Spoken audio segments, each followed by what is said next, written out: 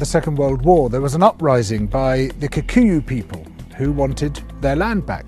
The Kikuyu were herded into concentration camps and fortified villages, almost the entire population of over 1 million people.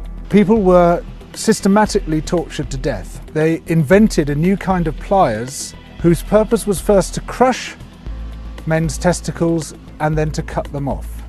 They raped women with bayonets. They raped men. Similarly, a favourite technique was to ram sand up the rectum with a stick. Sometimes they were rolled up in barbed wire and kicked around the compound until they bled to death. Some of the British soldiers boasted about this. This is within living memory. The Colonial Secretary lied about it. The papers documenting it were burnt. The impact of the rich and powerful nations has been so phenomenally murderous and destructive that it has been completely airbrushed from our national consciousness.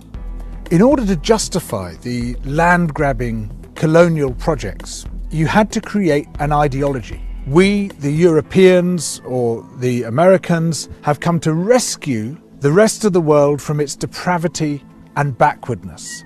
But in order to do that, you have to be able to demonstrate that the rest of the world is depraved and backward. From this arose the racism that is still with us today.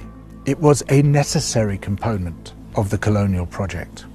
Some people might claim, well, okay, we broke a few eggs to make this omelette, as if all those human beings were eggs. But look at the omelette, isn't it fantastic? Look, we made this fantastic omelette. Forget about all that unpleasant stuff and let's just celebrate where we are.